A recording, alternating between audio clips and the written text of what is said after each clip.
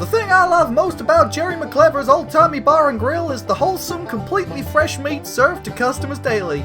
None of this pink paste malarkey, no artificial chemicals, flavors, or colors. No raccoons. No raccoons, none at all. Can't state that enough. No raccoons in this food. No siree. Stick to the script. Sorry, sir. All good food. The best food. All wholesome and good and raccoon free. And if you don't believe me, you can send a police squad to the address of Jerry McClever himself at 45 Pennsylvania.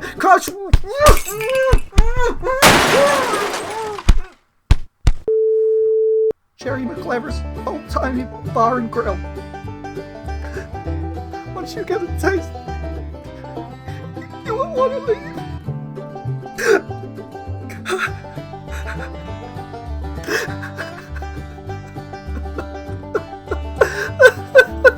Let me go. Thank you to Jerry McClever's old-timey bar and grill for being our fake sponsor this evening. And now, on to the show. It's time.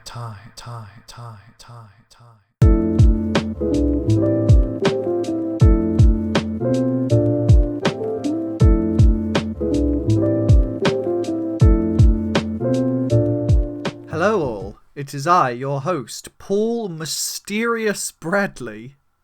As you might have guessed from the lack of featured name in the title, this is a solo episode. I recorded this a few months ago. I was basically just trying to work something out in my head and decided to record it because I was anticipating a gap in the schedule, which has now arrived as I build up a backlog of episodes so that I can put them out a little bit more relaxed style. So, because this is an experiment, I would particularly appreciate your feedback in this episode. Do you enjoy episodes in this style?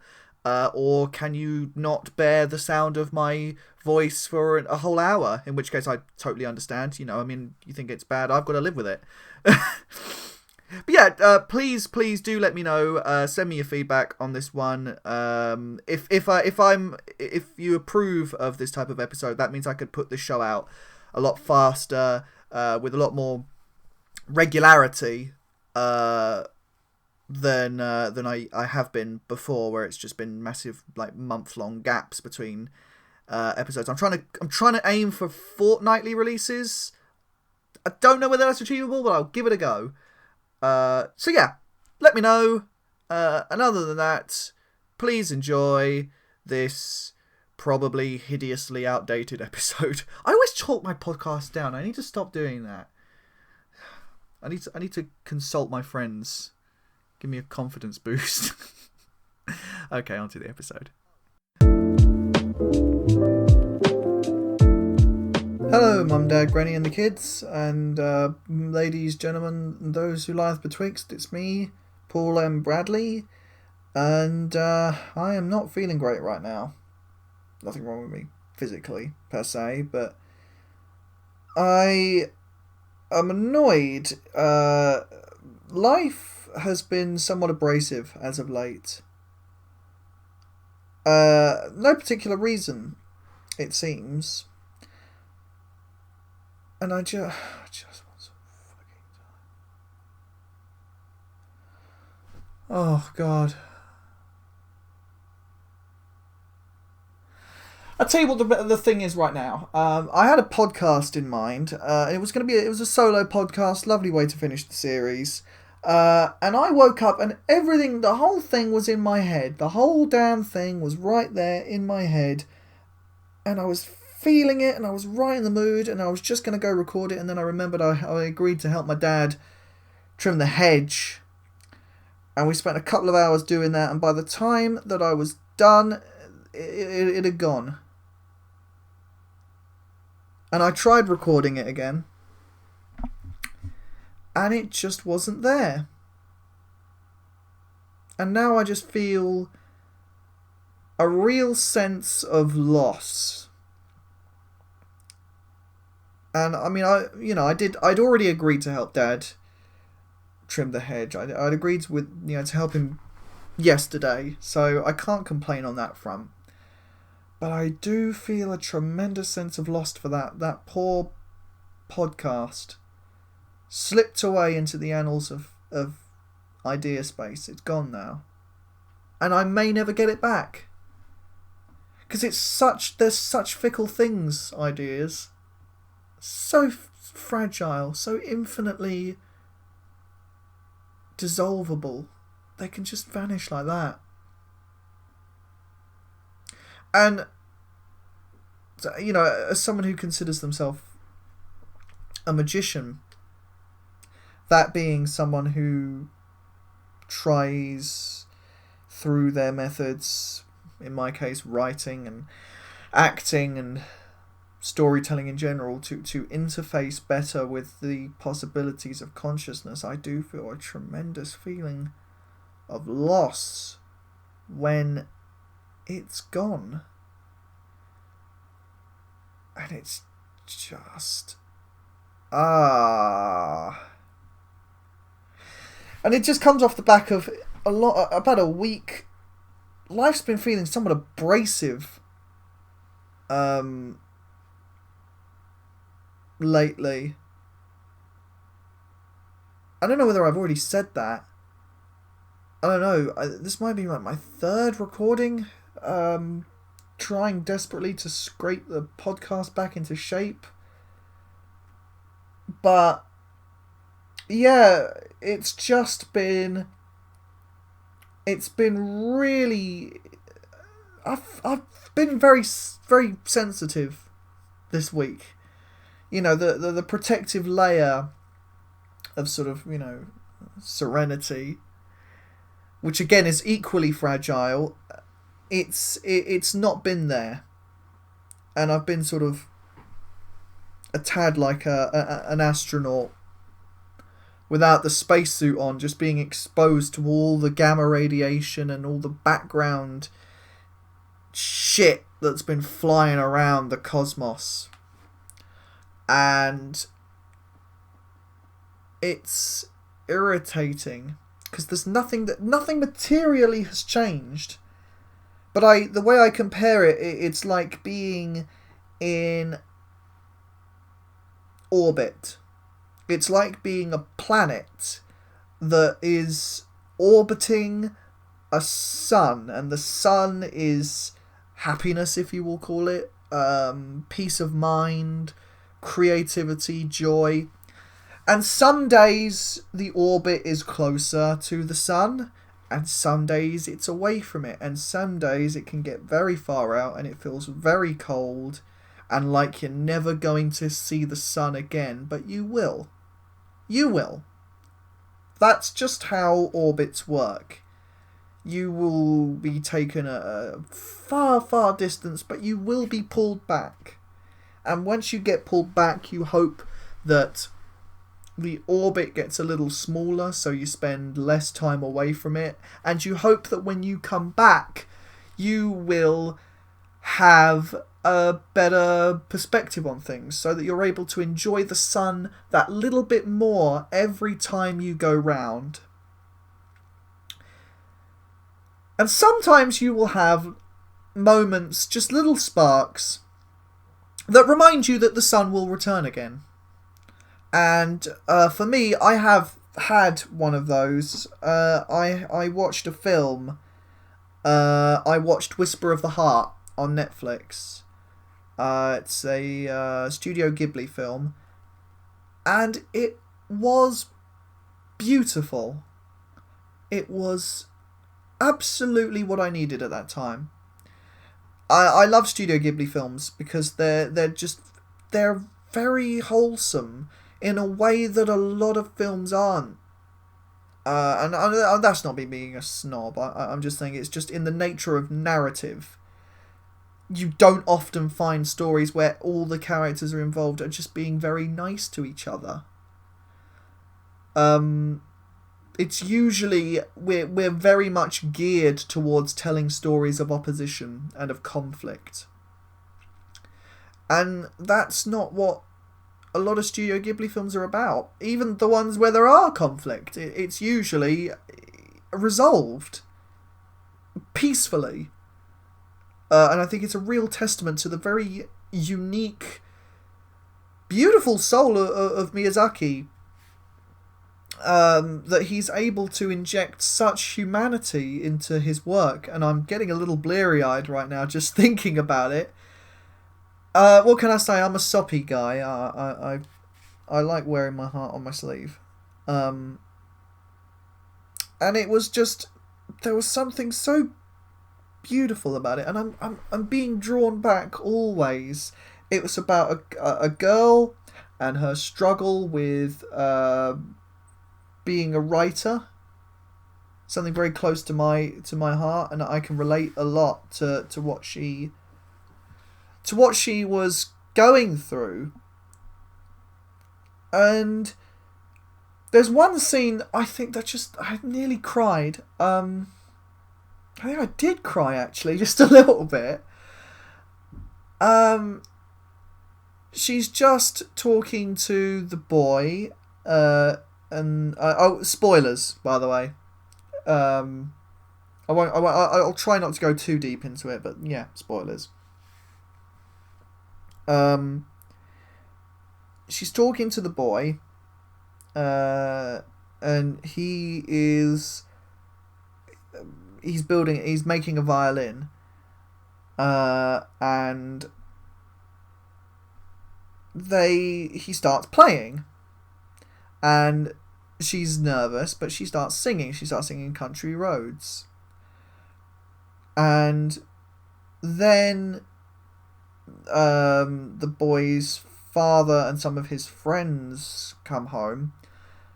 And I was expecting, because they come down and they see them, him playing and her singing, and I was expecting her to freeze up and go, go all shy, and that to be the end of the scene.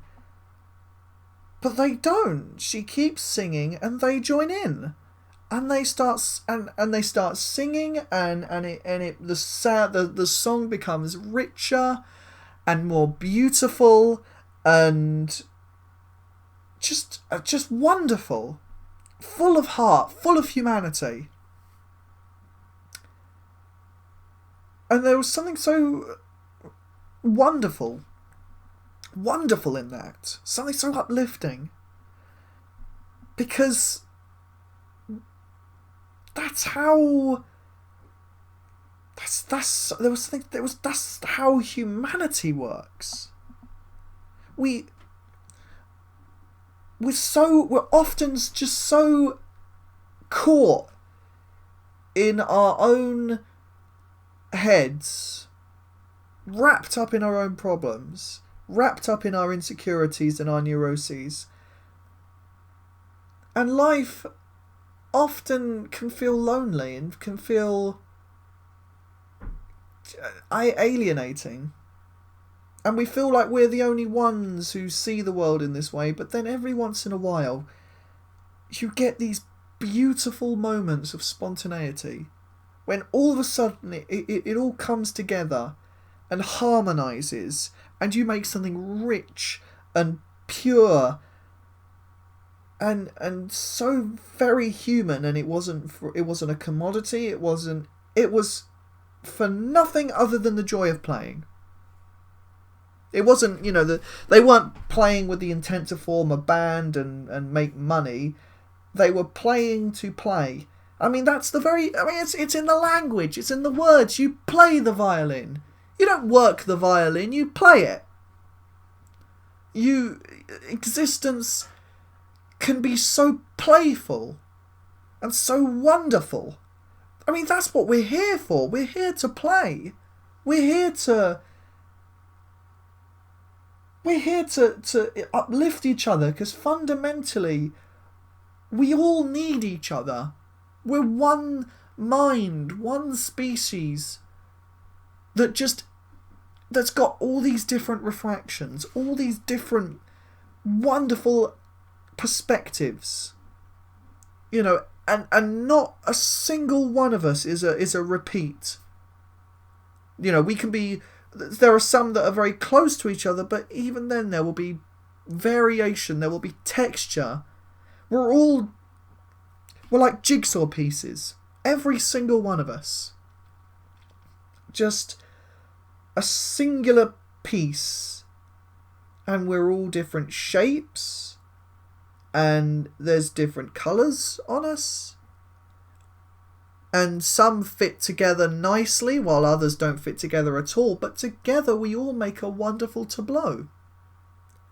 A mosaic that creates a unified picture more beautiful and more rich than anything that the individual pieces could achieve on their own.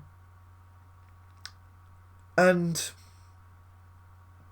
that's just the little reminder of that was what kept me going that day. Perked me up. And you see, it's magic. You might have heard me talk about this before in the podcasts that I've done with Sam Sibihovsky and maybe others. I'm recording this before a lot of other podcasts. But magic is not Harry Potter. It's not you swirl a stick, a laser beam comes out, or something like that. No. Magic is a way of looking at the world. Magic is a philosophy. It is the exploration of and playful interface with the possibilities of consciousness. The wonderful uniqueness of our species. And the way that we experience the world. There are so many different ways to see things. There's so many different avenues to explore. And magic... I'm making this up as I go along. I really am. I have not scripted this at all. Magic is fundamental to the way that we understand and work the world. There's a quote from Terence McKenna that I love. The world is made of language. And what does that mean? Well, it means that the way that we construct the world, as in our world, the world of humans, the world of humanity, depends on our language and depends on the way that we choose to see it. If you believe that the world is a dark place, that the world is harsh and bleak and everyone's out for themselves and it's all just a rat race and you know the only thing to do is to make as much money or to have sex with as many people as possible and, you know, just to do all that, then the world will become that. For you, at least. The world will become that. And if you're influential enough, you can make that the world for a lot of people, whether they want it or not. People don't realise how powerful they are. How influential they can be. If someone makes a speech about the way that the world works in their eyes, then for all the people listening, at least for a moment, the world will become that. Telepathy is real. It's just that the way that it's communicated is through sound. Is through the noises, what come out of our throats. I don't know why I went all northern for that. Yeah, but telepathy's real. We can influence each other to an extent that I don't think anyone really acknowledges. We don't give ourselves enough credit. Because a single well-placed sentence can save someone's life. A single scene of a girl singing with a boy playing the violin can dig someone out of a very shitty hole. when you see a film and you laugh or you cry, that's a very powerful spell that's been cast on you. If like, just imagine, just strip away everything that all your previous understandings of film, of art.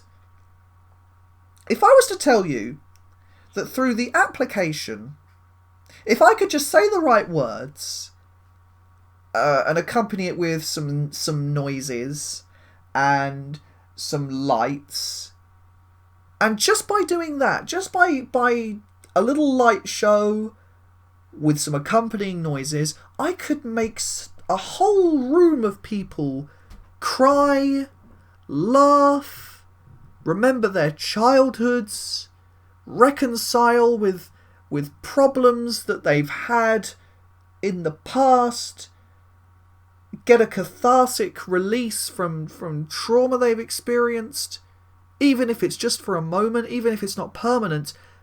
But if I could give them that, if I told you that I could do that, that would be magic. You would consider that a magical act. There is a spell in Dungeons and Dragons, because this is how I make serious analysis. I use comparisons to Dungeons and Dragons. But there is a spell in Dungeons and Dragons where a bard says certain words and the chosen target falls about in laughter uncontrollably. Well, that's what a comedian does every day. We just don't consider it magic because we're used to it. But if you really look at it, if you really imagine what this must look like to an exterior force, then I don't know what else you could call it but magic. I could, as it was said in Whisper of the Heart, you made, she said it to the boy making the violins. She said, you made a violin appear out of a block of wood. That's magic. It's a conjuration. I'm here sat next to a bookshelf. A whole load of magical items here. All of these books being summoned out of nothing but a thought. The interaction between meat space and idea space, the realm of the physical and the realm of pure thought and ideas. Any writer will tell you that it's a very real experience, even if they're secular as hell. And that's perfectly fine, by the way, if you want to view this not as a literal thing and more of a metaphor. Go ahead. That's kind of how I look at it, or at least I like ideas that are compatible with both ways of viewing things. But I'll tell you, if you start acting like a certain thing is true, man, you're gonna find that it quickly becomes true. I think any writer will tell you of an experience that they've had if they're writing a book where they will be telling a story with characters and something, and all of a sudden the characters feel so real and so vivid that they take on a life of their own. I mean, it's a cliche by this point. And I've had that experience. I'm writing a book currently. It's a sci-fi novel, The Steel Chrysalis. I hope one day to publish it. That's another story entirely. But as I'm writing, I was writing a character, Vanessa. And I just couldn't get in her mind. There was just some block that just did not... I knew intellectually what she must be like. I had a vague idea in my head. In probably the same way that you would understand a classmate or a work colleague. But I just couldn't get in her mind. And then at some point writing draft 3, which is the one I'm currently on now, I was midway through typing when all of a sudden it was like she leapt from the page, gripped me by the lapel and said, "You're not going to misrepresent me for this draft." "Oh no, Buster. Not this time." And all of a sudden the words poured out of me. And I understood her so rich and so vividly that my heart broke for her. She just seemed so real, and the pain that she felt was so real, and the things that she was experiencing, it was all so vivid and clear that I don't know how I couldn't have felt it before. And you could say it's one of the main tenets of Magick, that ideas are alive. We intuit it. We intuit that thought that ideas are alive. Do you know, I'm just reminded that this moment, I am literally just reminded, hot off the presses. When I was a child, I had a recurring dream of this figure in my mind. And I don't remember the name I gave to him. I think it was something like Navar. It might have been taken from a children's show. Do you know what I think it was? I think it might have been... I might have taken it from Raven. If anyone remembers Raven, let me know. But yeah, and I used to have dreams, and he appeared like a sort of Doctor Doom type character. He had a steel mask, and he was sort of very tall, and he had a sort of staff of evil. And he appeared to me in my dreams, being threatening, and I wrote the dream. I think I wrote it down. Anyway, but then this character would just appear in everything I wrote. When I was doing like school projects and that, I wasn't a serious writer by that point. I was 5, but I would write little bits. And I remember once there was a project where I wrote a story, and it was Navar, the great villain, and the next night the dream would reoccur, and it would a sort of collective saga began to play out in my childhood mind, where this character was real to me. It was very much real, and it would haunt me until eventually I wrote a story about Navar being defeated, and I remember I screwed it up and I threw it.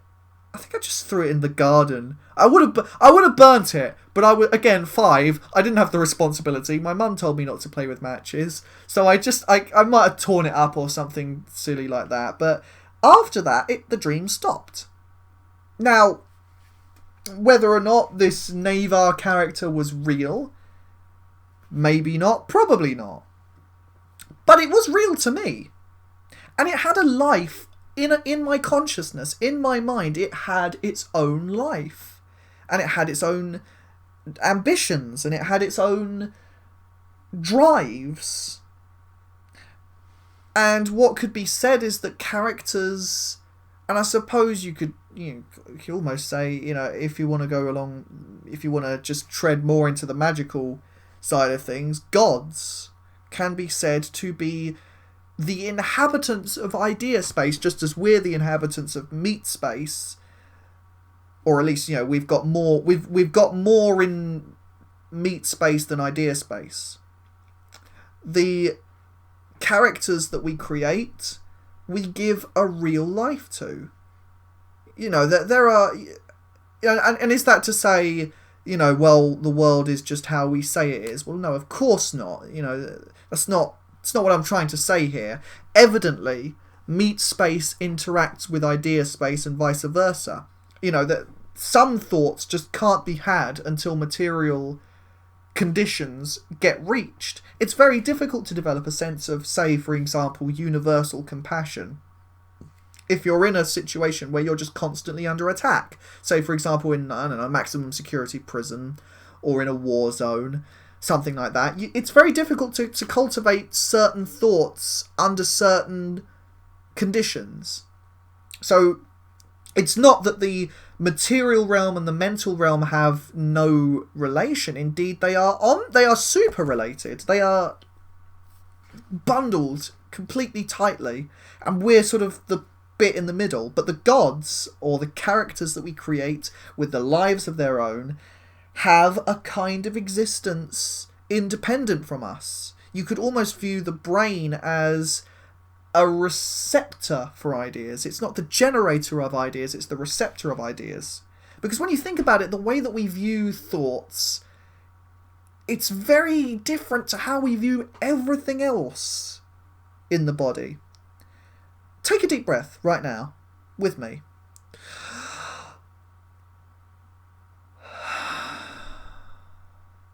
Now, what happened there? Well, already, as soon as your lungs began to move, there had to be air outside of you in order to come in. So, a major function of your body, everything that we have, the body uses, comes from outside of the body. You know, we breathe air outside of us. We drink water outside of us. The heart produces blood cells, or at least, you know, the body produces blood cells. I'm not a biology expert, please don't laugh at me. The body produces blood cells, but again, it can only be built from material that comes outside. The atoms in our body are always being replaced and changed and refreshed. So we need an environment in order to exist. We're almost more of an event than a being. We're just a different arrangement of the same items, the same materials. And so why do we believe that thoughts are any different? Why do we assume that thoughts become internally generated in the brain? We can measure the electrochemical impulses that the brain gives off, and you can see the different bits of the brain light up for different ideas and concepts. But that would be like looking at the lungs expanding and assuming the air is internally generated. It's not. It's taken in from outside. I just believe at the moment we don't currently have the apparatus to see the thoughts entering. Because, I mean, we've all had moments, I believe, where we will think something utterly alien to what we would consider us. When thoughts will suddenly just pass through the brain, you're like, well, where did that come from? What was that about? And I believe, you know, that can easily be a sort of passing, if you want, a sort of passing bug, a little gadfly zipping in one ear and out the other. That could be it. I don't know for sure. I'm not a scientist. I'm not on the latest theories of quantum mechanics. Good Lord, I've got a life to live. But I think it's a good way to look at things. Because I tell you, if you start looking at things in that way, life just takes on a different quality. If you really internalize the ideas of magic, then suddenly so much begins to just change in you. All of a sudden, you're looking at paradise. The world is a paradise. We don't know it, but it is. All of a sudden, you see the chains, the connections that are leading people into these sort of reality holes. You know, because if you really take into consider the idea of the words affecting us, you begin to see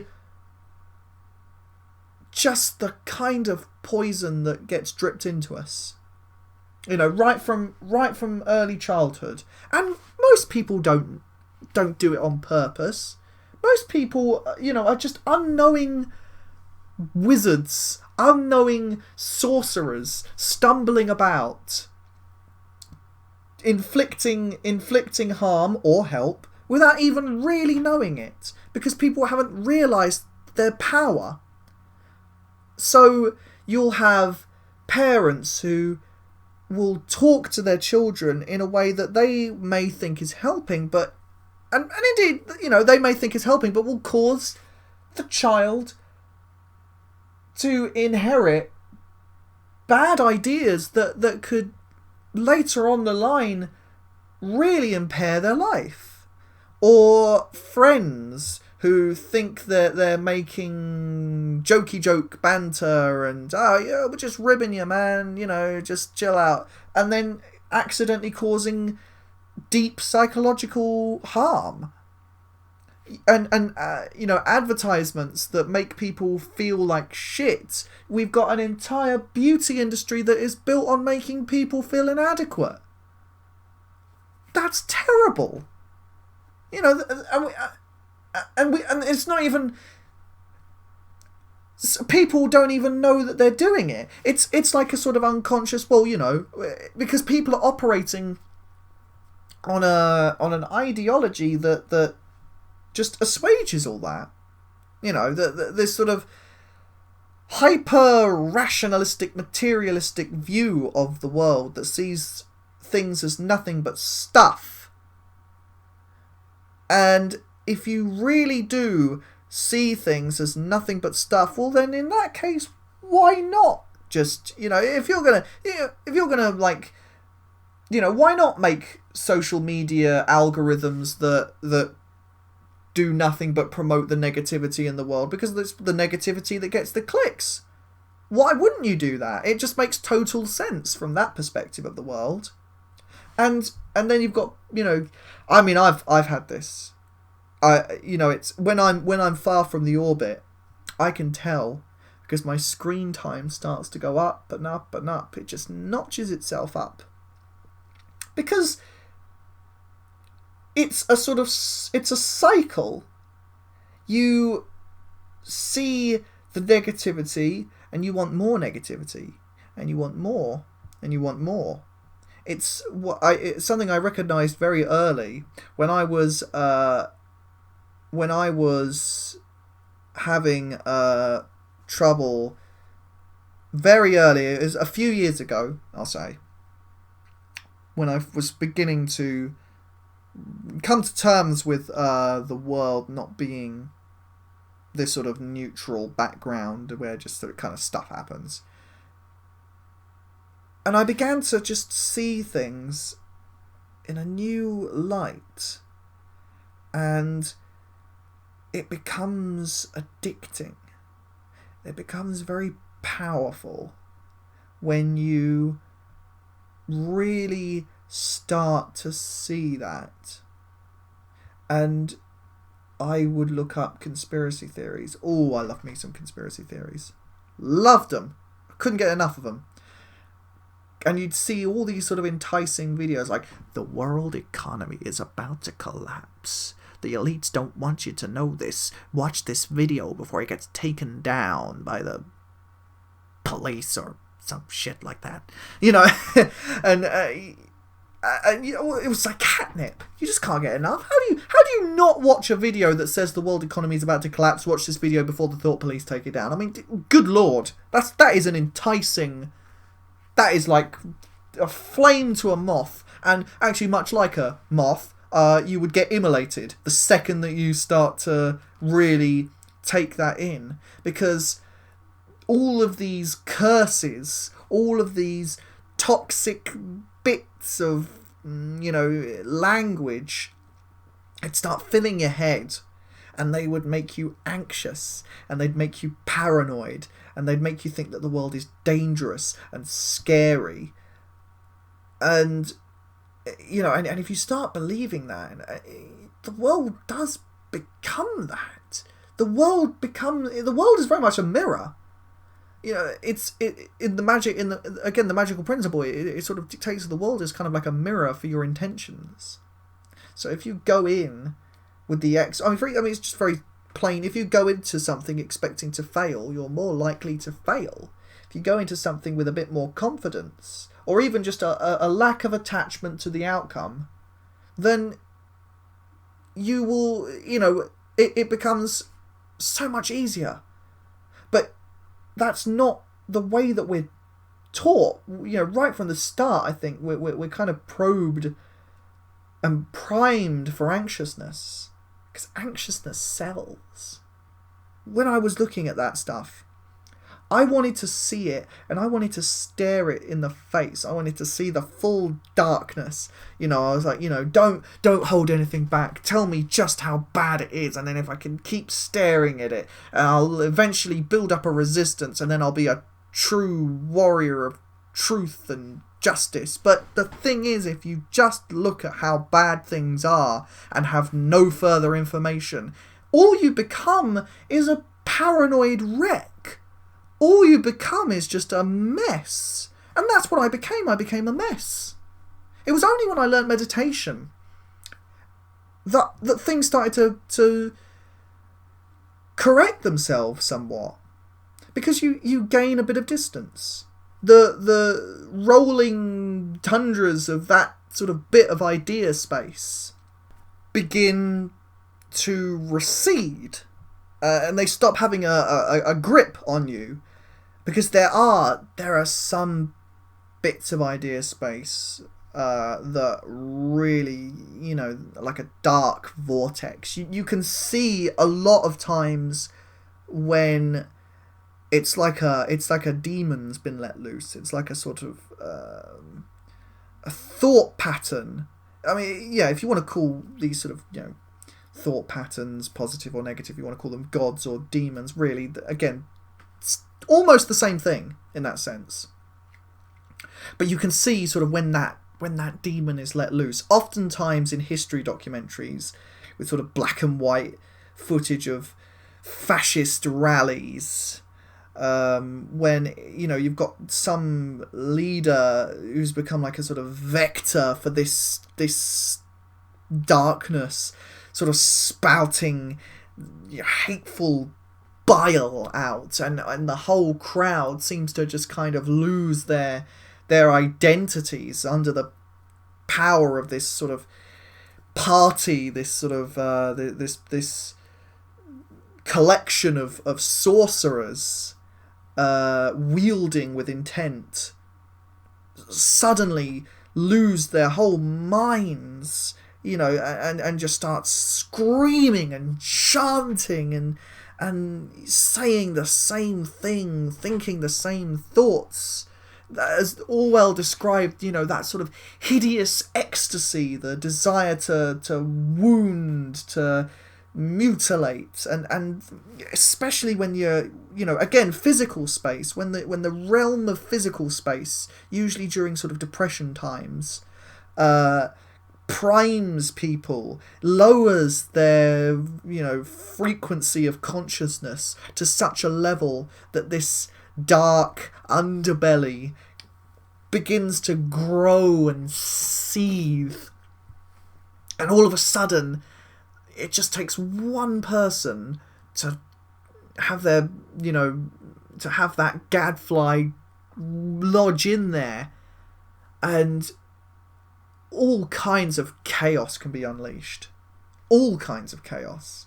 And I think at the moment we're in a sort of gadfly breeding ground where, there's such a worrying darkness in there. And of course, in a sort of more banal sense, we've got sort of a lot of corporate culture in and out of the workplace encourages that kind of uniformity of thought, that kind of breaking down of the wonderful uniqueness of the human into sort of one homogeneous grey mass, because that complexity can be terrifying. that complexity can really unsettle you if you're not so sure in your own sense of self. That wonderful blazing fractal glory of individuals and the way that individuals fit together into a even more beautiful whole can be legitimately terrifying, and it can lead you to sort of think, no, my idea is the one true idea and everybody else needs to just fall in line. I want all of this jigsaw puzzle to be one uniform colour. And I mean, what do you do? What do you do? What do you do when it just feels like the whole world is poised to make you just that little bit less human, that little bit less beautiful?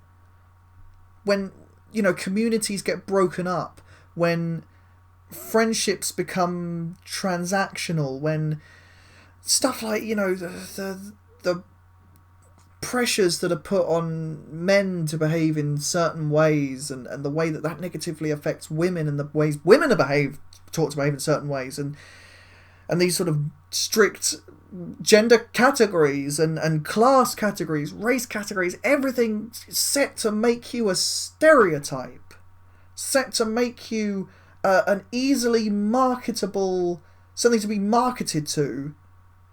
When Facebook algorithms try to prove themselves correct by making you more simple rather than making the algorithms more complicated, what do you do in the face of that?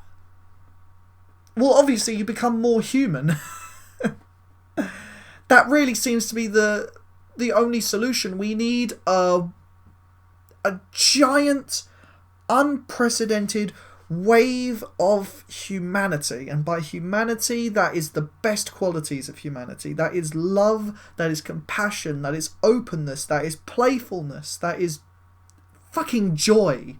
We just need a giant wave of joy to shatter the world, to shatter the preconceived roots that are with us. I think the days of storming the White House and, just beheading the king and declaring the new regime and waving the banner around, that's long gone, and it's not going to work, because it's just going to create another cycle of violence and homogeny. Yes, hello, present day Paul here. Like I say, this was recorded a long time ago, long before the attempted coup in America. So, no insensitivity intended.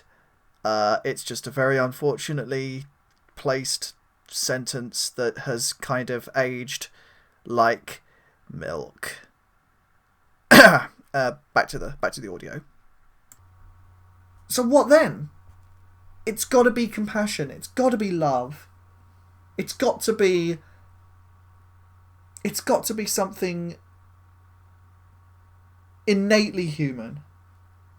So, alright, so if you were to ask me, what are the 3 steps to becoming more human and changing the world that way, I would say, what are you asking me for, man? I'm 22. I barely know how the world works, and I go ask someone with a proper education. But secondly, I would say, first off, we should all be meditating.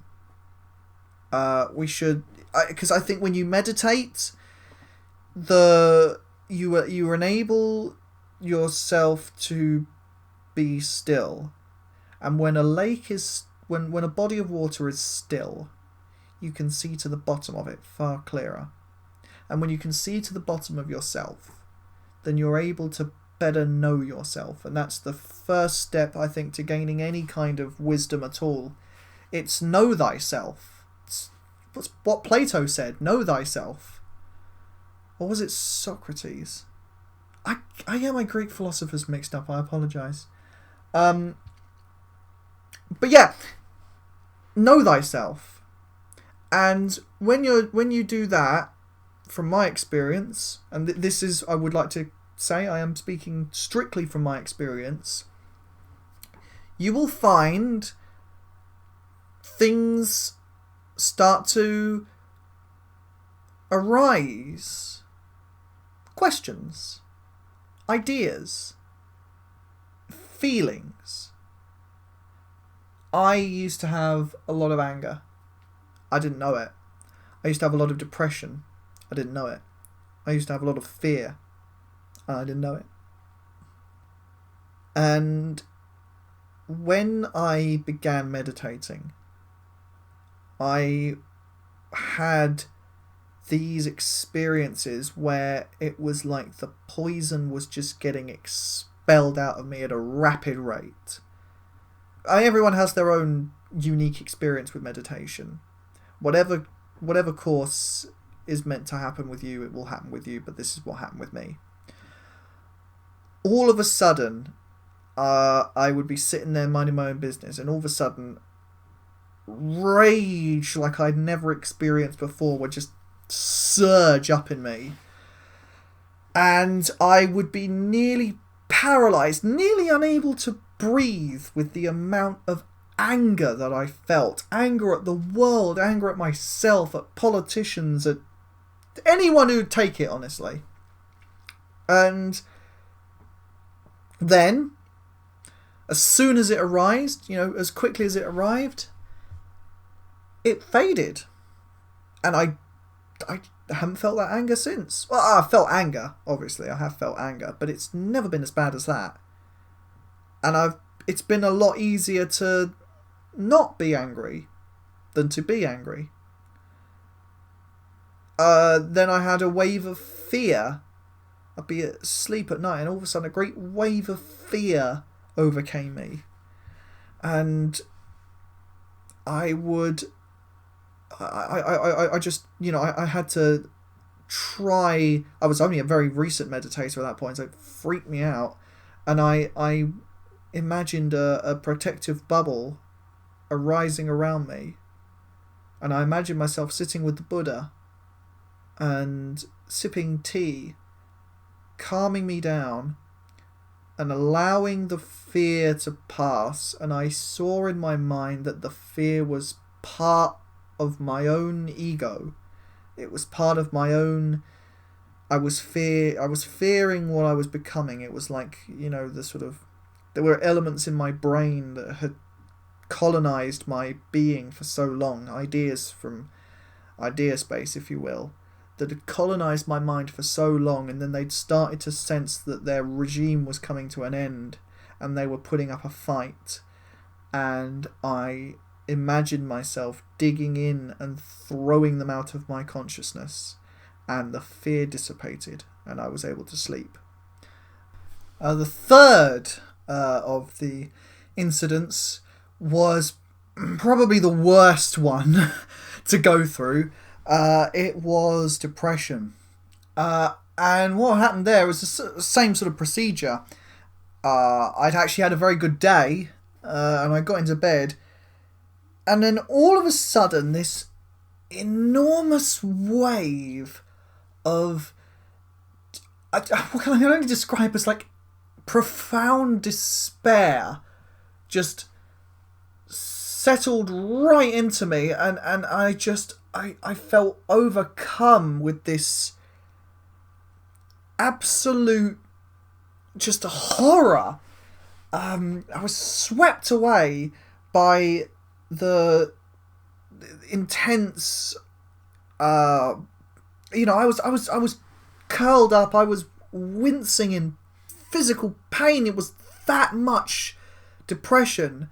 I was whimpering, and I remember I actually called out just please, God, someone please just help. Oh God, please, someone help.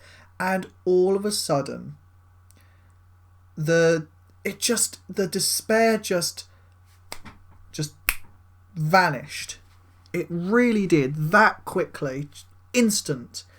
And I heard a voice in my head, and it was me, but it was more confident. It was wiser. It was like an ideal self, my ideal self, and it said to me, I won't forget it. It said to me, come on, being a bit dramatic there, aren't you, Paul? Come on, cheer up. Not that bad, is it? And I did. It just evaporated. It stole that despair like a thief in the night, and I have never felt that depression again. Genuinely, I'm not bullshitting you here. I'm talking from real experience that I've had. Meditation, this is why I say it's the most important thing to start with. It gets the gunk out of your system. You'll find that it just triggers a process of just getting rid of the crap in your head. And all you need, 10 minutes every day. That's all you need. It's as simple as just sit there in quiet, focus on the breath, allow the present moment to be the focus. And thoughts will arise, of course they will, but just let them pass like clouds, you know? Just let them pass. Imagine that you are the blue sky, and these thoughts are just clouds. They're drifting past, never permanent. And return the attention to the present moment. And even if you're not very good at it, there are some days where I can only get like 3 seconds of serenity in. But just as long as you keep going, you begin to cultivate a distance between you and the junk that's colonized your mind. And you just are able to expel it over time, and along with other processes as well. But essentially, if you know yourself, if you get the crap out of your head, you open up a space for new ideas, new feelings, new revelations to begin to flood in, and they will flood in. They will flood in thick and fast. I can tell you that. And you will begin to realise your unique humanity. And you'll begin to feel more and more human with every passing day. And the goods will be better, and the bads won't be as bad. You will begin to move up a few levels. The next thing that I would do would be to, once you've begun to realise that, listen to yourself. Listen and intuit what it is your heart is crying out for. What is your essence demanding of you? Because it will have demands. Having a soul does not come without something to do, and it could be creative in the traditional sense, as in writing or painting or acting, anything like that, or it could be in a more sort of it could be in terms of, I don't know, crunching numbers, which is a task that for me is probably the dullest occupation on earth. If that is what your heart is calling out for, you go do it. Never feel ashamed, whatever it is. Or, some people get, really into, some people just feel an overwhelming urge to talk to people. Not even as a job. This isn't a career thing. This is simply, how does your spirit want to live its life? Whether or not that becomes your occupation, is almost irrelevant, but just do what it is that you demand. There are forces working through us, aiming to push the world in a better direction. And if you just allow that to happen, if you just allow that sort of magnetic pull towards the divine and the beautiful to take you along, then you will find that life starts to become a lot more interesting and a lot more fun. And I think from there, almost like a natural process, like breath, you will suddenly begin to project this light, this unique wisdom of yours out into the world. And by doing so, you will inspire others to do the same. Again, it's all about realizing just how powerful we all are. We all say things that can radically alter someone's life within just a single sentence. I know a friend once in secondary school told me I was being a dick, that I had a very bad attitude towards people, and it changed my whole life. It literally turned my whole life around, and I vowed from that day onwards that I would make positive impacts wherever I could. And the jury's still out on whether I've succeeded or not, but people can profoundly affect one another.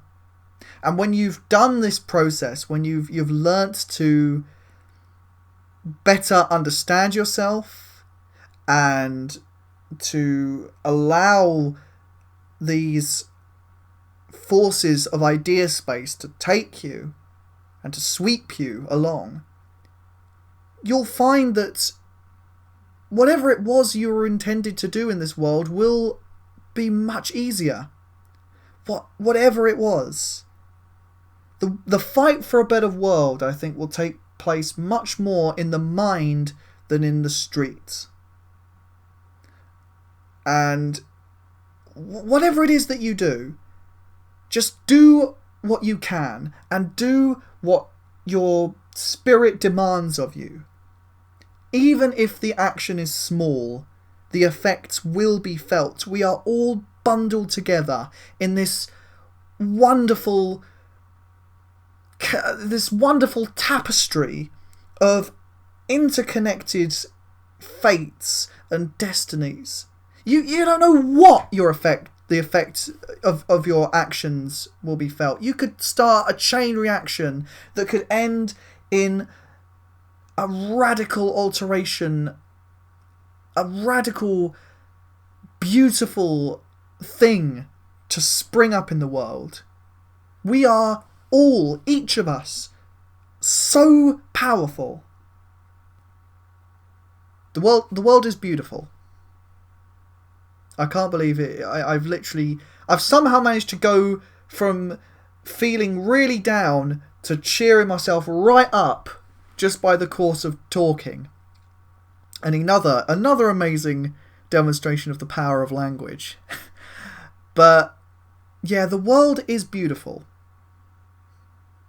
It already is. Even now. So go out and just be fucking human, man. It'll hurt. I won't lie. The heart is a very fragile thing. I mean, for God's sake, I woke up one morning and I just, for some reason, switched on Netflix and watched the ending of the end of Evangelion. God, man, and I wept. I wept at the beauty and the glory of it all, and just. And sometimes that's scary, and sometimes that's unnerving. That level of raw wonder that can be invoked, and it's not easy to maintain. I've only had it. You can only maintain it a few times, but that is humanity. That is it. And it hurts sometimes, but my God, without the pain, there is no pleasure. Without the tragedy of heartbreak, there isn't the wondrous, ecstatic joys of life. You have to have the two. And you can spend your life in a sort of muted, like, sub-existence, where you're not experiencing the entirety of the world, and you can get through life relatively pain-free that way. But you will reach the end of your life feeling like you've done nothing. And that beautiful world that exists in your mind and your mind only will never have seen the light of day. And oh my God, that is a tragedy. Go out and sing that song. What's needed in the world now, more than ever, is magic. So go out and be a magician. This has been Paul M. Bradley's Psychic Cafe. I have been Paul M. Bradley all throughout, and will probably continue to be for at least 80 more years after this. Good luck out there, everyone. It's been a fun time with you, and I love you. That was me, Paul M. Bradley, talking about a year ago, being unbelievably earnest in a way that I haven't been able to replicate since. I don't know what happened that day. I think just after a while my filter collapsed and I was just delving raw, just pure what I think. So yeah, if you enjoyed that, then please do leave a like, subscribe, ring the bell or not. I don't know if you're listening on other platforms. I'm not sure. But wherever you're listening, do whatever the site needs you to do to show your support. Rate 5 stars. I don't fucking know, man.